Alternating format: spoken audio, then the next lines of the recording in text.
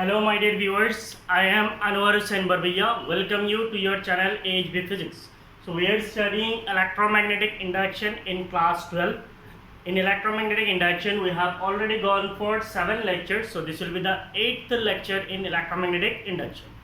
In the previous class, we have studied about self-induction, and in this class, we will study mutual induction. Now see, when you speak about self-induction, what is self-induction? Self-induction, self-induced EMF आता है. Means self-induction का मतलब ये होता है when a time varying current flows through a coil, then an EMF is induced in the same coil. That EMF is called self-induced EMF or back EMF. Means किसी एक coil के अंदर अगर टाइम वेरिंग करंट फ्लो होता है तो उस coil के अंदर पे ही एक ईएमएफ पैदा हो जाता है. उस ईएमएफ को हम लोग क्या बोलते हैं? सेल्फ इंड्यूस्ड ईएमएफ बोलते हैं या फिर बैक ईएमएफ बोलते हैं. म्यूचुअल इंडक्शन में क्या होता है? इसमें थोड़ा अलग होता है. म्यूचुअल का मतलब क्या होता है? एक की वजह से दूसरे में, इसको बोलते हैं म्यूचुअल. मान लीजिए म्यूचुअल अंडरस्टैंडिंग बोलते हैं, तो वैसे ही म्यूचुअल होता है. इसका मतलब म्यूचुअल इंडक्शन फेनोमेना होने के लिए there must have at least 2 coils. यहाँ पे क्या होना चाहिए? 2 कॉइल्स होना चाहिए. तो जब किसी एक कॉइल पे इंड्यूस्ड ईएमएफ आता है किसी और कॉइल की वजह से, उस प्रोसेस को कहा जाता है mutual induction. So mutual induction क्या है? It is the phenomenon. So mutual induction is basically a phenomenon in which an EMF is induced. An EMF is induced in a coil when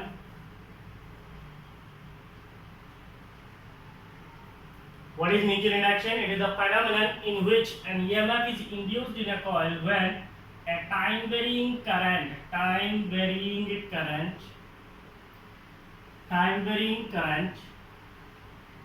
or we can say magnetic flux change.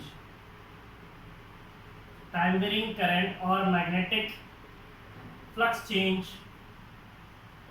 occurs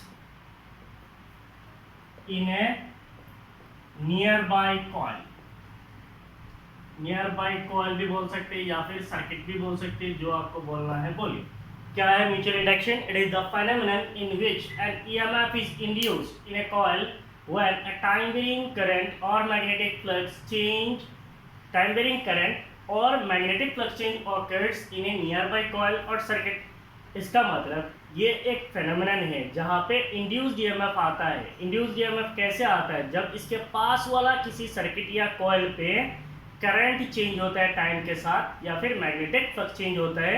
उस process से जो EMF आता है इसको हम लोग क्या बोलते हैं? म्यूचुअल इंडक्शन बोलते हैं. तो अच्छी तरीके से सुनिए, आपको समझ में आ जाएगा what is mutual induction actually. मान लीजिए अगर मैं कंसीडर करता हूं कि हमारे पास कोई एक कॉइल है. एज्यूम ये हमारे पास कोई एक कॉइल है और इस कॉइल में अगर मैं किसी एक की को कनेक्ट करता हूं, suppose there is a key connected to this coil, there is a battery. तो ये आपका एक बैटरी है. इसके साथ में एक रियोस्टेट को कनेक्ट कर देता हूँ. से दिस इज रियोस्टेट. रियोस्टेट का मतलब क्या? वेरिएबल रेजिस्टेंस, जहाँ से हम लोग अप्लाई कर सकते हैं. सो ये हो गया मेरा रियोस्टेट का कनेक्शन. ठीक है. अब मैं इस रियोस्टेट, मान लीजिए बैटरी का पॉजिटिव टर्मिनल है, ये बैटरी का नेगेटिव टर्मिनल है. ये की को मैंने क्लोज किया, तो की को जैसे ही हम लोग क्लोज करेंगे, when the key is closed then there will be a current through the circuit. इस सर्किट के अंदर क्या जाएगा? एक करंट फ्लो होगा. मान लीजिए ये जो करंट होगा, इस करंट को अगर मैं नाम दे देता हूं से आई. ये जो करंट होगा, ये करंट कैसे चेंज होगा? जब मैं इस रेजिस्टेंस को चेंज करूंगा, क्योंकि करंट क्या होता है? Current is I is equal to V by R. That is when the resistance is reduced, current is increased. When the resistance is increased, the current is decreased. तो इसका मतलब मैं अगर रेजिस्टेंस को इधर लेके आता हूं तो रेजिस्टेंस कम होगा, तो इसका मतलब क्या होगा? करंट ज़्यादा होगा. और इसको अगर इधर लेके जाऊंगा तो रेजिस्टेंस ज़्यादा होगा, सर्किट पे रेजिस्टेंस ज़्यादा कनेक्ट होगा, तब क्या होगा? करंट कम हो जाएगा. तो ये रिवर्स प्रोसेस है. इसका मतलब इसको मैं चेंज करके करंट का मैग्नीट्यूड को चेंज कर सकता हूँ. अगर मैं करंट का मैग्नीट्यूड को चेंज करूंगा, एज्यूम ये करंट ऐसे फ्लो हो रहा है, तो इसका मतलब इसके कॉइल के अंदर करंट कैसे जा रहा है, कुछ इस तरीके से जा रहा है। एज्यूम कर लीजिए कि करंट ऐसे जा रहा है, तो इसके अंदर जो मैग्नेटिक फ्लक्स बनेगा कैसे बनेगा, बेसिकली इसके अंदर जो मैग्नेटिक फ्लक्स बनेगा से this will be the magnetic flux. So this will be the electromagnetic flux बनेगा। कैसे बन रहा है, ऐसे करंट होगा, अगर ऐसे करंट जाएगा तो मैग्नेटिक फ्लक्स ऐसे जाएगा। तो बेसिकली ये जो मैग्नेटिक फ्लक्स बनेगा according to Lenz law, this magnetic flux will oppose the change in current that produced it. तो जिस करंट ने इसको बनाया है उसी को ही क्या करेगा, अपोज करेगा। ऐसे सोचते तो इधर जाएगा, एज्यूम कर लो ऐसे, तो मैग्नेटिक फील्ड कैसे जाएगा, ऐसे जाएगा। इस कॉइल के केस में हम लोग एज्यूम कर रहे हैं करंट कैसे जा रहा है, ऐसे, तो मैग्नेटिक फील्ड कैसे बन रहा है, वैसे। अब एज्यूम कर लीजिए इसके पास में कोई और एक कॉइल है। यहाँ पे बेसिकली क्या चाहिए आपको, दो कॉइल चाहिए या फिर दो सर्किट चाहिए। से दिस इज कॉइल 1, ये मेरा कॉइल जो है 1 है। अब इसके पास में कोई और एक कॉइल में ले लेता हूँ, से this is a second coil.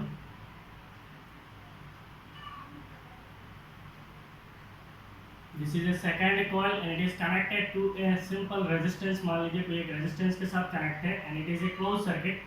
Close circuit नहीं होगा तो करंट फ्लो नहीं होगा, आपको खाली इंड्यूस्ड ईएमएफ मिलेगा but there will not be any current. मान लीजिए इसको मैं अगर खोल देता हूँ तो इसमें ईएमएफ तो आएगा लेकिन करंट फ्लो नहीं होगा, और अगर इसको क्लोज करेंगे तो क्या होगा, उस ईएमएफ की वजह से करंट भी आएगा। अब देखिए अगर हम लोग बोलते हैं ऐसे मैग्नेटिक फील्ड जा रहा है तो बेसिकली क्या होगा, मैग्नेटिक फील्ड ऐसे क्लोज लूप बनाता है, तो ये सारे मैग्नेटिक फील्ड लोग क्या करेगा, लिंक करेगा। So the magnetic field that will produced in coil 1 will link with coil 2। तो मान लीजिए ये मान लेता हूँ मैं coil 2।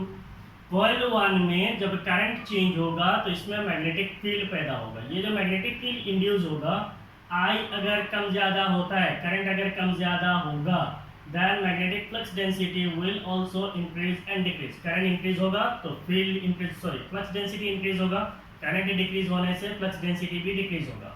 Flux density is related to magnetic flux, so the magnetic flux is phi b, तो मैग्नेटिक फ्लक्स भी इंक्रीज डिक्रीज करेगा।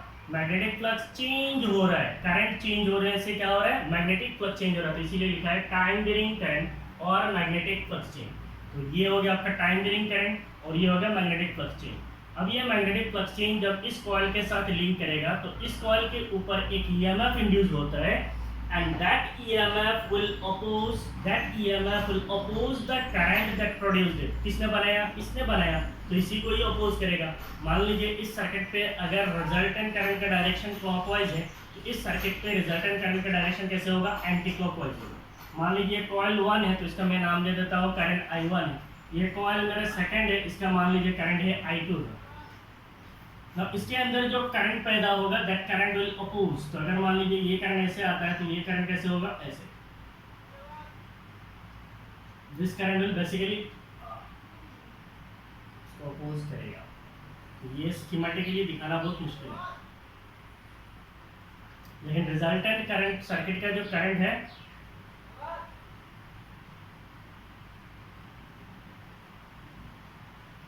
अगर ये ऐसे जाएगा तो ये भी ऐसे ही जाएगा, तो करंट कैसे होगा, ऐसे।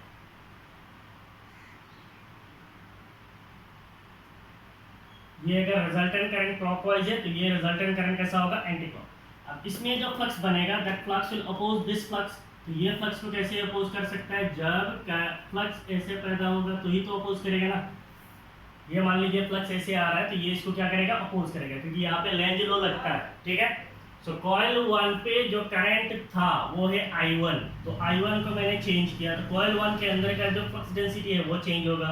वो फ्लक्स डेंसिटी चेंज होगा तो इसके साथ जो फ्लक्स लगेगा वो फ्लक्स चेंज होगा। अगर फ्लक्स चेंज होगा तो इसमें एक ईएमएफ आता है, उस कॉइल में जो ईएमएफ आता है उसको हम लोग बोलते हैं म्यूचुअली इंड्यूस्ड ईएमएफ। उसको हम लोग क्या बोलते हैं, म्यूचुअली इंड्यूस्ड ईएमएफ। ये जो मेरा E है it is mutually induced EMF. कुछ चीज़ इसमें लिखना पड़ता है, ठीक है, तो आप सुनिए और सुन के लिखिए, बाद में पोज मार के लिखोगे तो आपको पता नहीं चलेगा। मैंने यहाँ पे क्या लिखा है, ये जो ईएमएफ है ये ईएमएफ क्या है, म्यूचुअली इंड्यूस्ड ईएमएफ। ये म्यूचुअली इंड्यूस्ड ईएमएफ क्यों है, क्योंकि इसके ऊपर मैंने कोई ईएमएफ नहीं दिया है, मैंने पोटेंशियल डिफरेंस इस कॉइल में दिया है जिसकी वजह से करंट इस कॉइल में पैदा हुआ। इस करंट की वजह से इस कॉइल में फ्लक्स लिंकेज हुआ, इस कॉइल में ईएमएफ आया, इसीलिए इसका नाम है म्यूचुअली इंड्यूस्ड ईएमएफ, ठीक है।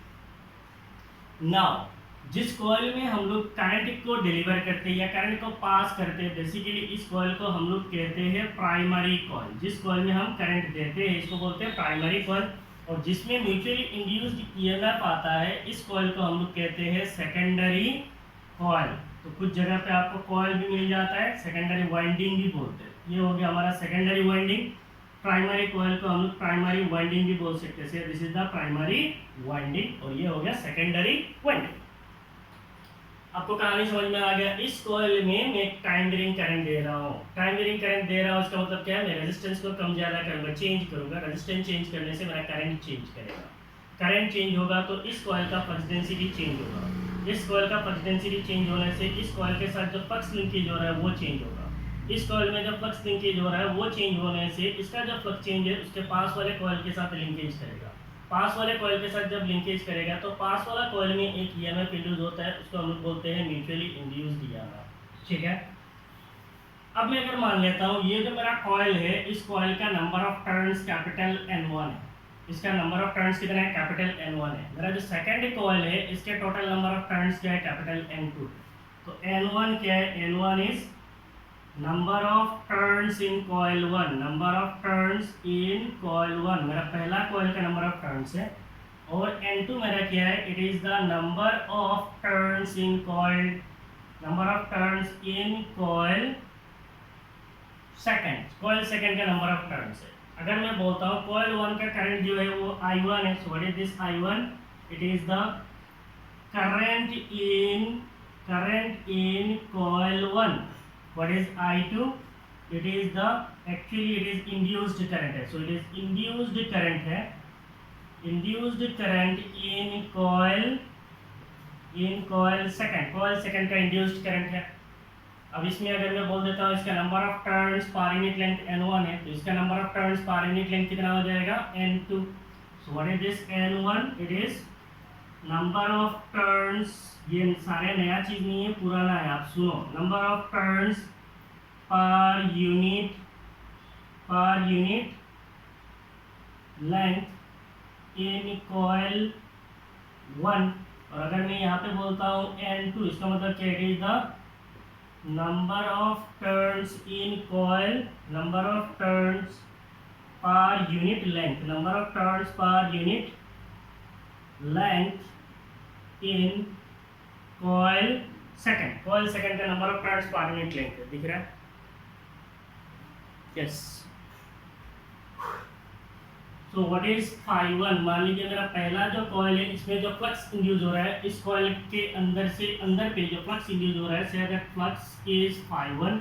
तो सेकंड कॉइल में जो मेरा फ्लक्स पैदा होगा, say that coil is phi2। So what is this phi1, it is the flux linkage with coil C1, flux linkage with coil 1।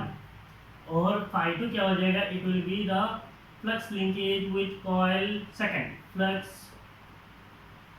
linkage with coil 2 का flux linkage है, ठीक है ना। क्वेश्चन ये है कि ये जो टॉपिक है इसके अंदर आपको एग्जाम में कैसे क्वेश्चन आ सकता है, क्योंकि आपको पहले ही टेंशन हो जाता है कि एग्जाम में क्या आता है। एग्जाम में बेसिकली आपको ऐसे आ सकता है, define self induction, mutual induction, definition हो गया। Define coefficient of self induction and coefficient of mutual induction, ये भी डेफिनेशन है।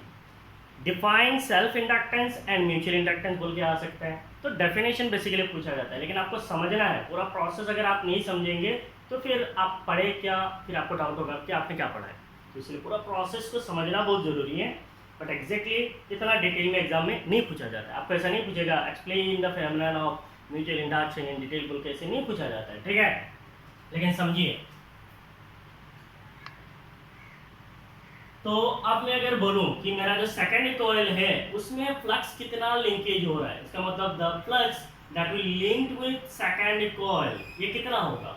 तो अगर मैं बोलता हूं flux linkage with coil 2, flux linkage with coil 2 is proportional, flux linkage with coil 2 is proportional to the current. Flux linkage in coil 2 is proportional to the current in coil 1. coil 1 का जो current है उसके साथ proportional होगा. कैसे?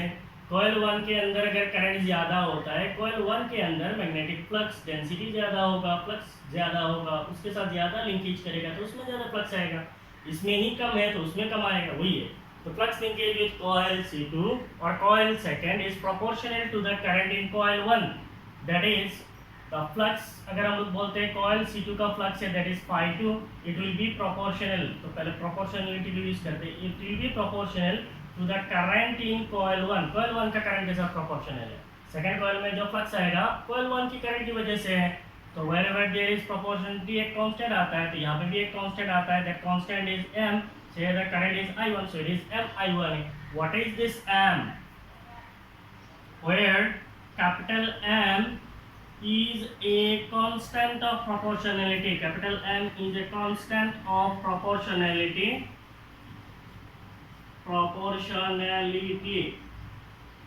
And it is called coefficient of mutual induction. Coefficient of mutual induction. तो आप इसमें डाउट नहीं आना. What is coefficient of mutual induction? Capital M को ही coefficient of mutual induction कहा जाता है. Where capital M is a constant of proportionality and it is called coefficient of mutual induction, और simply इसको हम लोग बोलते हैं mutual inductance. इसको हम लोग क्या बोलते हैं? Mutual inductance भी बोलते हैं.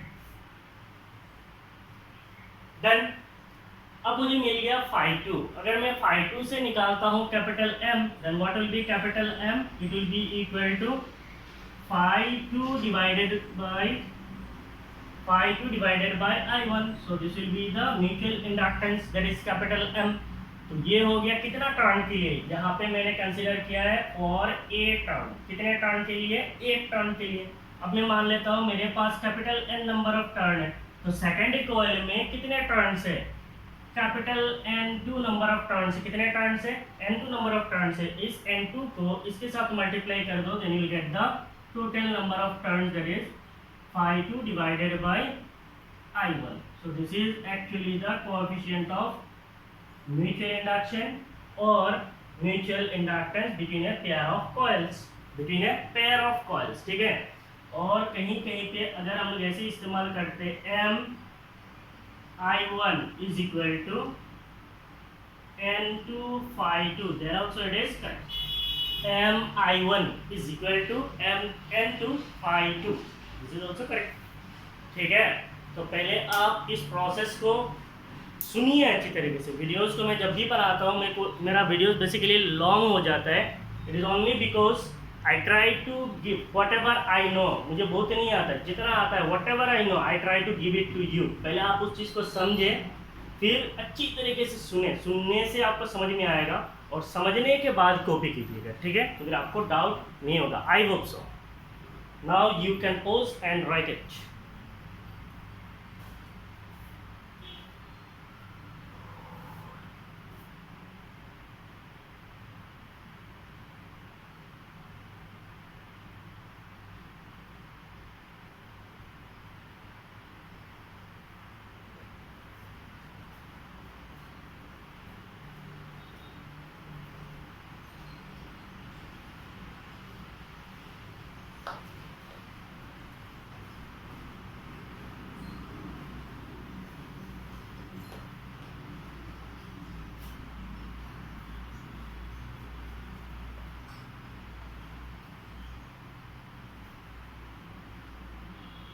ना अभी देखिए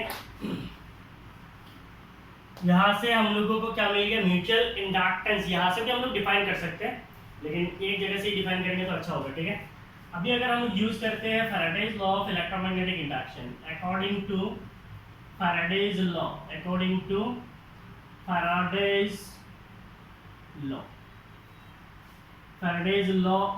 electromagnetic induction. Faraday's law of electromagnetic induction क्या बोलता है? Induced EMF E is equal to क्या होता है? Minus D phi by dt. तो अगर मैं बोलता हूँ what will be the induced EMF in second coil. Second coil में इंड्यूस्ड ईएमएफ क्या आएगा? सेकेंड कॉइल, मेरा पहला कॉइल क्या था, ये मेरा पहला कॉइल था। सेकेंड कॉइल कौन सा, ये हो गया मेरा सेकेंड कॉइल। तो ये मेरा कॉइल सेकेंड है, ये मेरा कॉइल वन है। कॉइल सेकेंड में जो इंड्यूस्ड ईएमएफ आएगा, that induced EMF will be minus, यहाँ पे क्या आएगा, d∅2 डिवाइडेड बाय dt। सो अगर मैं लिखता हूँ induced EMF, then it will be equal to minus d∅2 by dt। इसका मतलब ये क्या है, d dt, और इसके ब्रैकेट के अंदर क्या आएगा, ∅2। व्हाट इज ∅2, ऑलरेडी मैंने निकाल के रखा था, कहाँ पे है,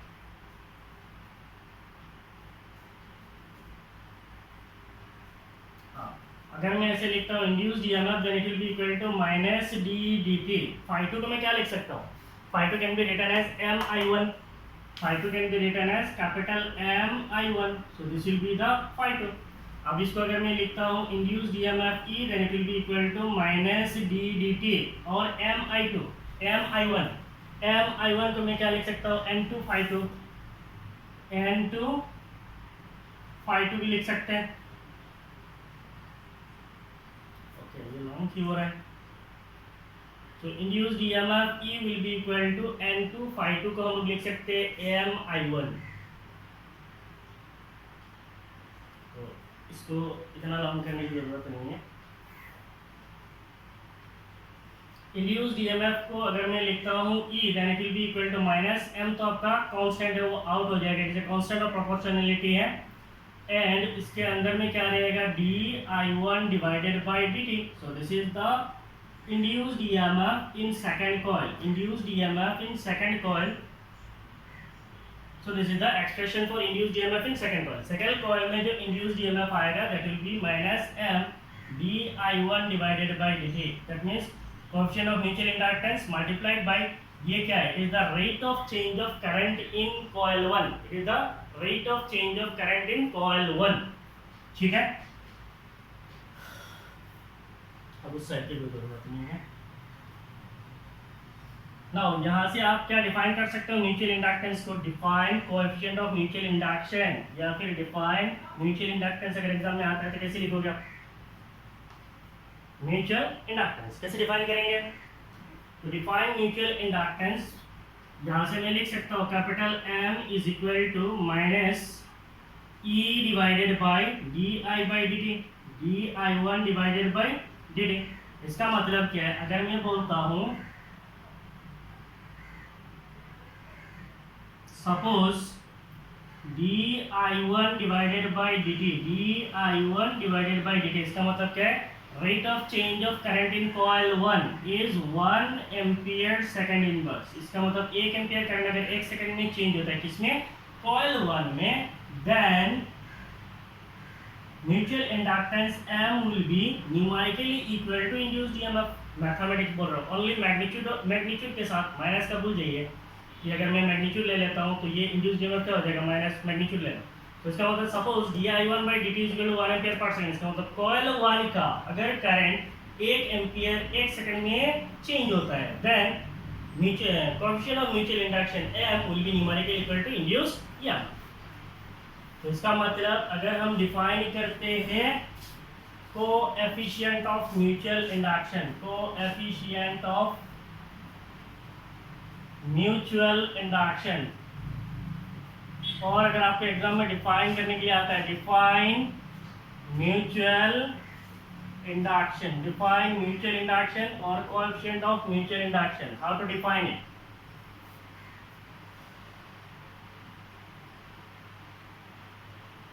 coefficient of mutual induction, coefficient of mutual induction, coefficient of mutual induction between a pair of coils, between a pair of coils is numerically equal, is numerically equal to the magnitude of induced EMF, to the magnitude of induced EMF when the current through nearby coil, when the current through nearby coil changes, nearby coil changes at the rate of unity. rate of unity का मतलब क्या है? 1 ampere in 1 second. So coefficient of mutual induction, अगर exam में आता है define mutual induction, तो mutual induction बिल्कुल नहीं है, म्यूचुअल इंडक्टेंस. इंडक्शन अलग है. What is induction? Induction is the phenomenon. Induction एक फेनोमेना है. Inductance is the property. Self induction is the phenomena, self inductance is the property. Mutual induction is a phenomena, mutual inductance is the property. तो coefficient of mutual induction अगर exam में आता है या फिर mutual inductance आता है तो आप ऐसे लिख सकते हैं. Coefficient of mutual induction between a pair of coils, एक पेयर ऑफ कॉइल के बीच में जो कोएफिशिएंट ऑफ म्यूचुअल इंडक्शन होगा is numerically equal to the magnitude. ये न्यूमेरिकली इक्वल होता है मैग्नीट्यूड के साथ.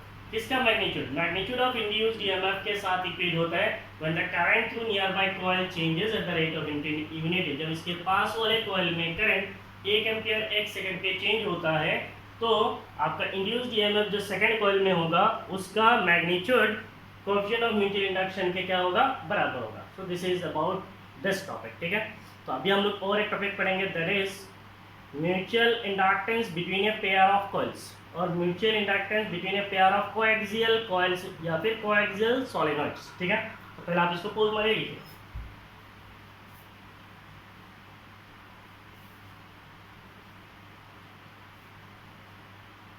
हो गया?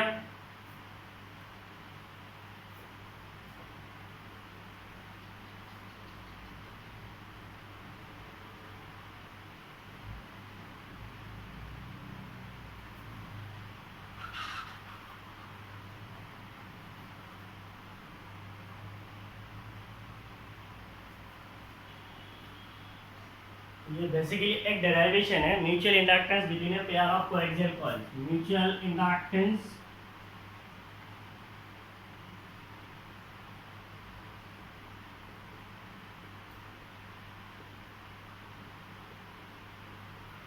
between a pair of coaxial coils, coaxial coils या फिर सोलेनॉइड्स,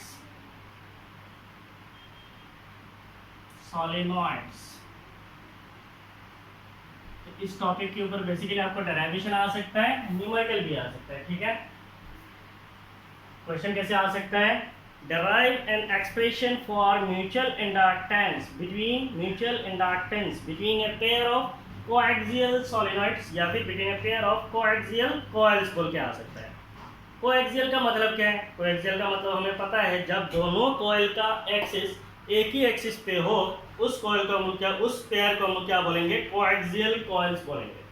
तो इसका मतलब इसका ड्राइंग थोड़ा आप अच्छी तरीके से देखना कि इसका ड्राइंग मैं कैसे कर रहा हूँ, तो फिर आपको ड्रॉ करने में मज़ा आएगा. नहीं तो फिर इसका ड्राइंग ही आपसे नहीं हो पाएगा. ऐसा नहीं होता है, बहुत सारे लोगों को ऐसे डाउट होता है. ठीक है, तो देखना अच्छी तरीके से. मैंने ऐसा एक एक्सिस ड्रॉ किया. सो this is the coaxial axis. मान लीजिए दोनों का एक्सिस ये ही है. अब मैं यहाँ पे कंसिडर कर रहा हूँ एक ऐसे हल्का सा लाइन मैंने यहाँ पे ड्रॉ किया. फिर मैं यहाँ पे और एक दूसरा लाइन ड्रॉ कर रहा हूँ. से this is the second line, हल्का से ड्रॉ किया. अब मैं कोशिश कर रहा हूँ कि मेरा पहला जो कॉइल है इसको ड्रॉ करने की. तो ये मैं एक कॉइल को ड्रॉ कर रहा हूँ और ये कॉइल जो है बहुत बड़ा कॉइल है.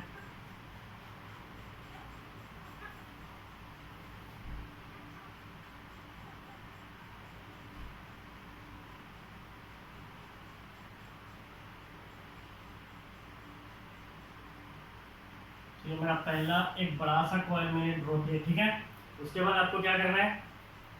ऐसा हल्का हल्का करके और एक लाइन देना है. तो ज़रूरी नहीं है कि लाइन देना है, अगर आप आँख से अंदाज़ा लगा सकते हो देन इट इज़ वंडरफुल. ठीक है, मेरे को तो कंफ्यूजन होता है इसलिए मैं लाइन ड्रॉ कर लेता हूँ.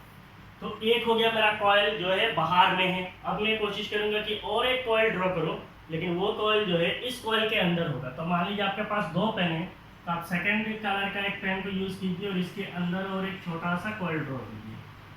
तो ये हो गया मेरा सेकेंड कॉइल.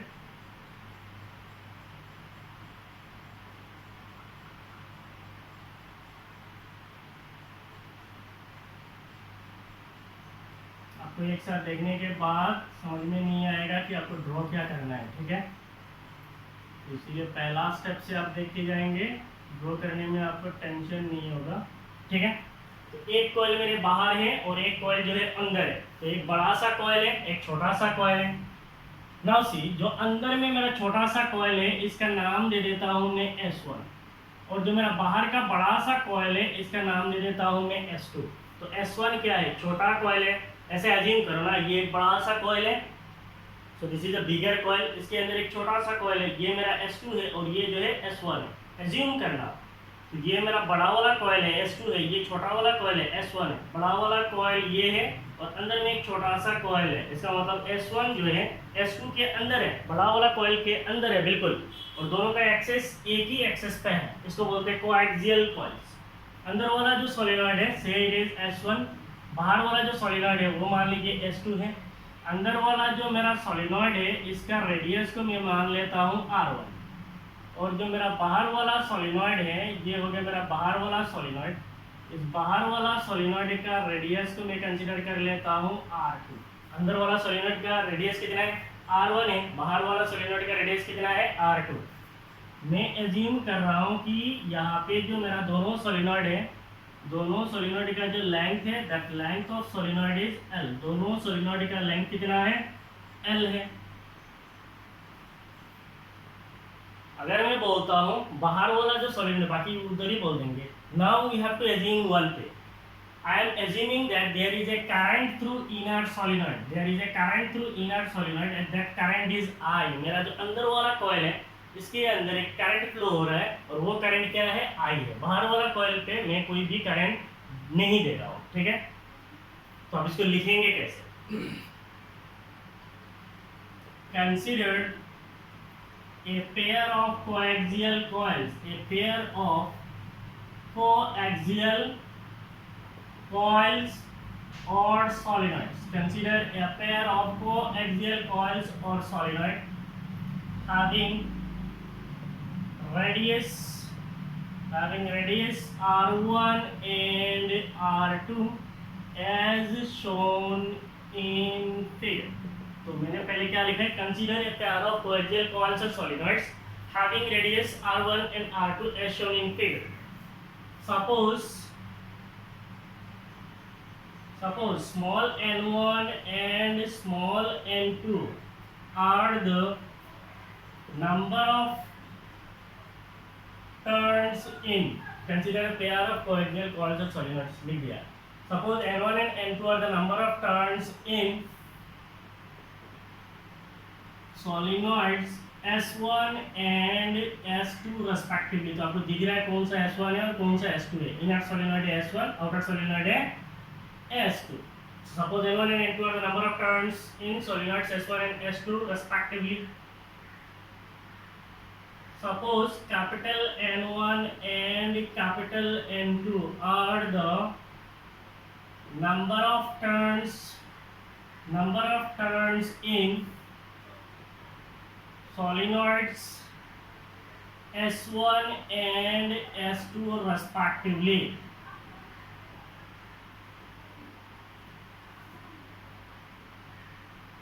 और L हो गया कॉमन लेंथ और नहीं चाहिए, इंट्रोडक्शन बहुत बड़ा हो जाएगा। Suppose a current I1 is passed through the inner solenoid. Suppose a current I is passed through the inner solenoid, is passed through the inner solenoid. Inner solenoid का मतलब क्या है, inner solenoid is S1.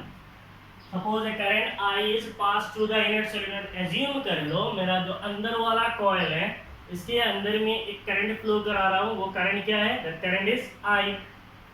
So what will be the magnetic field inside the solenoid? The magnetic field inside solenoid S1 is, what is the magnetic field inside solenoid S1? It is equal to B is equal to mu naught and current I. तो solenoid S1 के अंदर magnetic field कितना होगा, assume कर लो ये मेरा छोटा सा सोलेनॉइड है, ये मेरा छोटा सोलिनॉइड है, ठीक है। अब छोटा सोलिनॉइड के अंदर में एक करंट फ्लो करा रहा हूँ, तो इसके अंदर एक मैग्नेटिक फील्ड बनेगा। जो मैग्नेटिक फील्ड बनेगा कितना होगा, म्यू नॉट एन आई होता है। अब मेरा छोटा सोलिनॉइड का number of turns per unit length कितना है, n2 है, तो यहाँ पे क्या आएगा n2। ये हो गया म्यू नॉट, यहाँ पे क्या हो जाएगा n2 multiplied by current I, ठीक है। दिख रहा है आपको,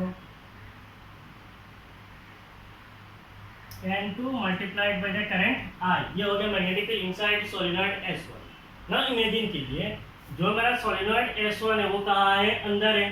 तो अंदर वाला सोलिनॉइड के अंदर मैग्नेटिक फील्ड कितना है, इतना है। तो बाहर वाला सोलिनॉइड के अंदर मैग्नेटिक फील्ड कितना होगा, इतना ही होगा ना, क्योंकि बाहर वाला सोलिनॉइड के अंदर ही अंदर वाला सोलिनॉइड है।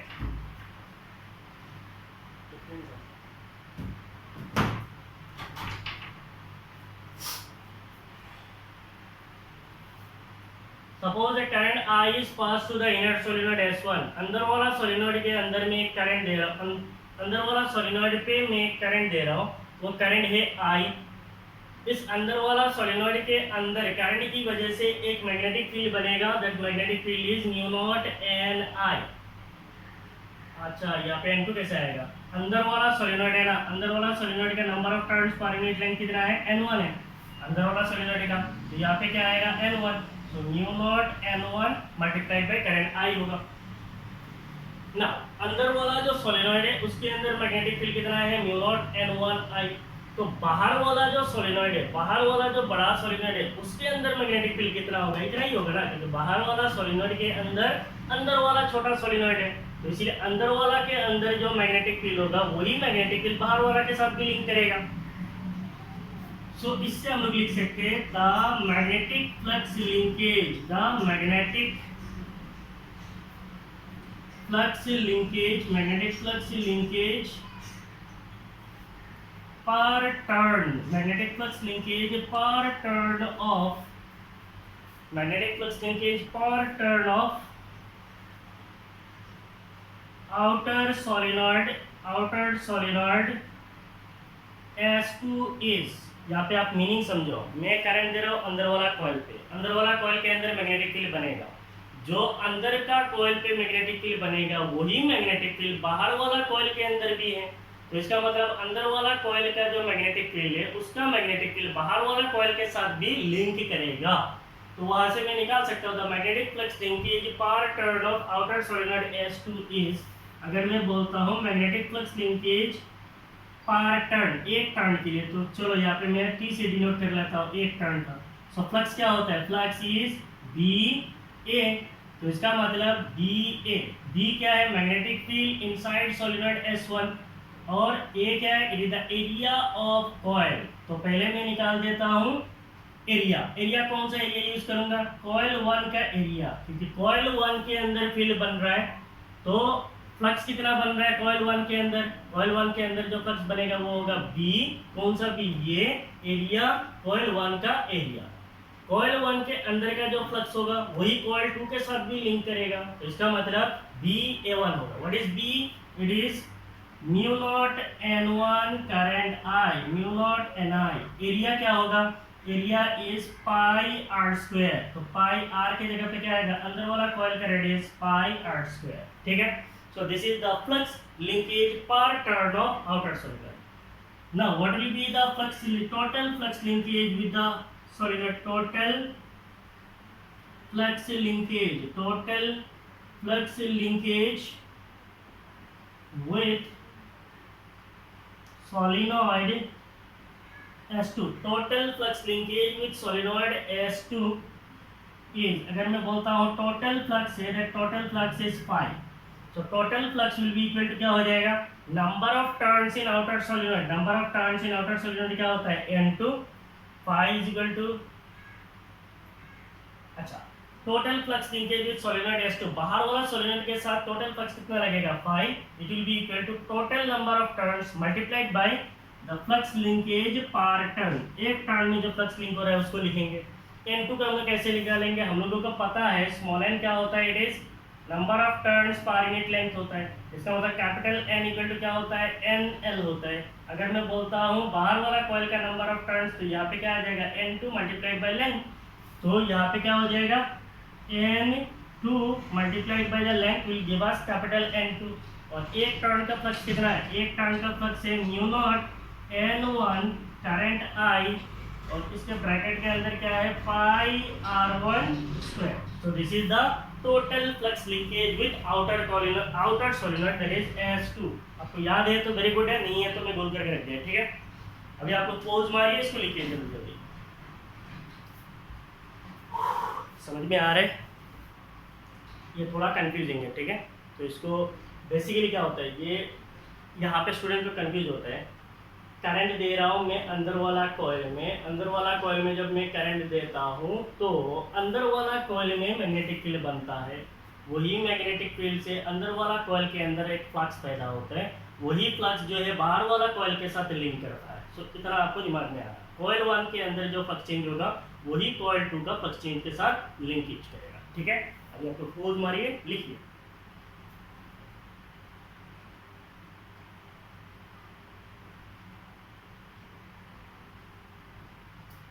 डन।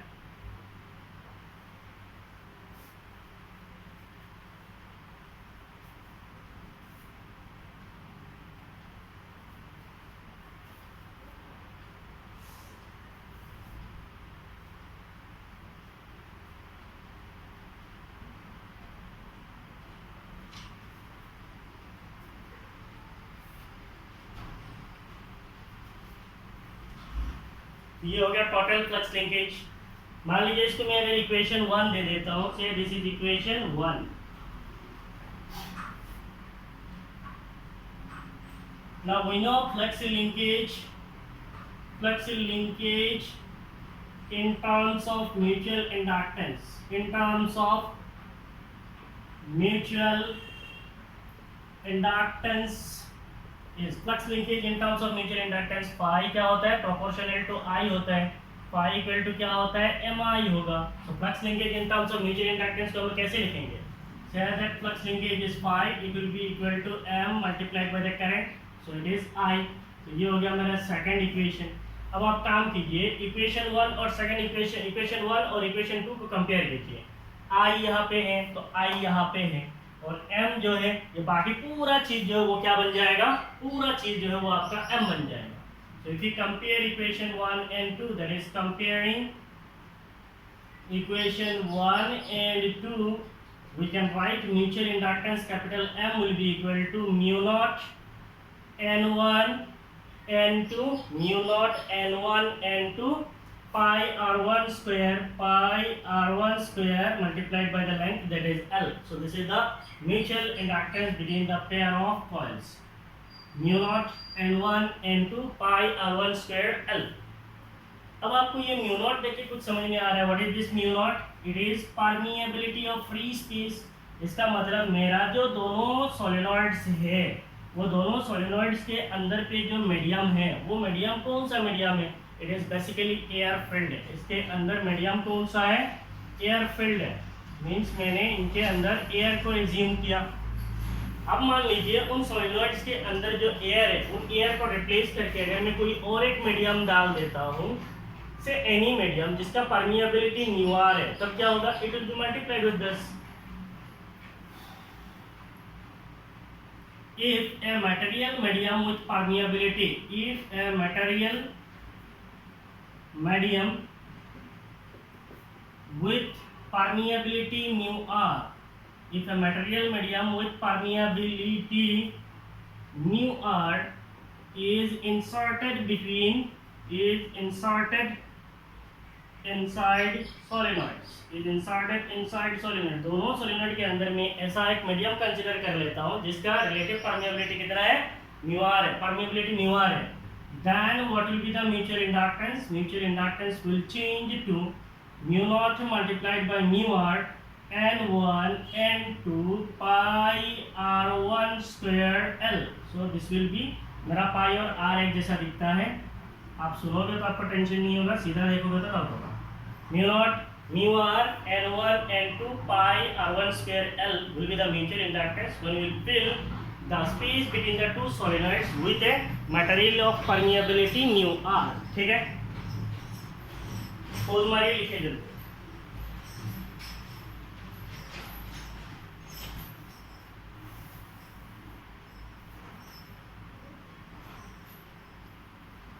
इसके क्लोजली रिलेटेड एक मार्क का कभी कभी क्वेश्चन आ सकता है, what are the factors on which the mutual inductance between a pair of coil depend, और the factors on which mutual inductance depend बोल के क्वेश्चन आ सकता है।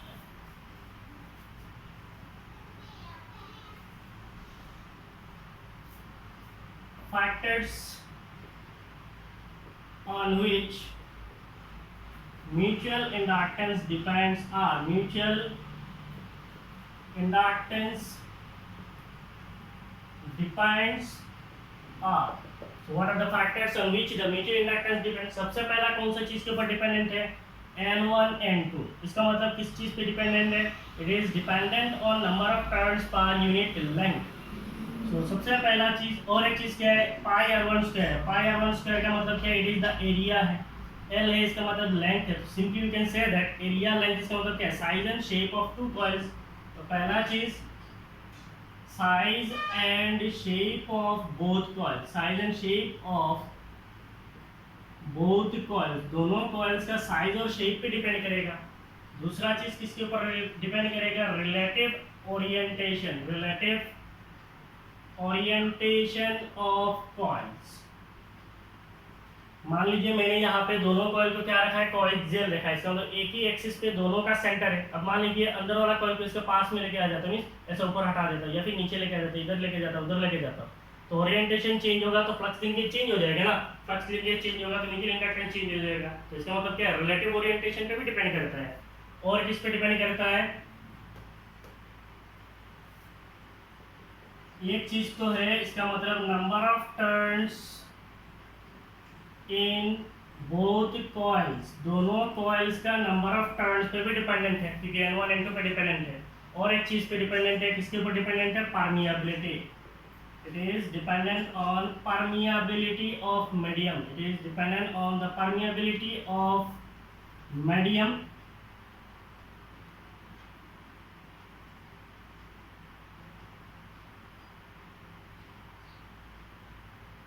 permeability of medium in which the coils are wounded, coils are wounded भी बोल सकते हैं। इसका मतलब जिस मीडियम पे हमने इन दोनों कॉइल को वोंड किया है, मींस कॉइल को लपेटा है, उस मीडियम का परमिटिविटी पे डिपेंड करेगा, परमिएबिलिटी पे डिपेंड करेगा। अगर दोनों तो मींस अगर मैं एयर पे ही गोल करता हूँ तो इसका मतलब मीडियम क्या होगा? एयर होगा, then it will become mu not. अगर किसी मीडियम में डालेंगे then it will become mu R. So this is all about this class. तो इस क्लास में हम लोगों ने क्या पढ़ा है? Mutual induction, phenomenon of mutual induction. Then we have studied mutual inductance between a pair of coaxial coils or solenoid, and then we have studied the factors on which mutual inductance depends। क्या क्या factors पे mutual inductance depend करता है, ठीक है। तो इसके साथ ये क्लास यहाँ पे ख़त्म है। आगे का क्लास में हम लोग न्यूमेरिकल करेंगे, और इसके बाद वाला क्लास में जो है हम लोग बेसिकली पढ़ेंगे AC जनरेटर। और AC जनरेटर अगर हम लोग पढ़ लिए तो इस चैप्टर का थ्योरी पार्ट जो है ओवर हो जाएगा, ठीक है। और उसके बाद हम लोग एक्सरसाइज का न्यूमेरिकल्स करेंगे, एग्जाम्पल का कुछ प्रॉब्लम बाकी है उसको भी करेंगे। टिल देन आप इस वीडियो को अच्छी तरीके से देखिए, अच्छी तरीके से देखिए। Electromagnetic induction is very interesting. Condition इतना है कि आपको समझना बहुत ज़रूरी है, बिना समझ के आप पढ़ ही नहीं सकते, आपको बहुत डाउट होगा, आपको समझना बहुत ज़रूरी है। और मैं हमेशा बोलता हूँ आप लेक्चर 1 से लेकर लेक्चर 8 तक आइए, सीधा लेक्चर 8 मत देखिए, आपको समझ में नहीं आएगा, ठीक है। और अगर आपको मेरा ये वीडियो अच्छा लगा और आपको लगता है कि ये वीडियो जो है किसी और स्टूडेंट को हेल्प कर सकता है, तो आप अपने फ्रेंड्स और रिलेटिव्स को इन वीडियोज़ को शेयर कीजिए, ठीक है। टिल देन आप इस वीडियो को देखिए। Thank you, bye bye for watching my videos.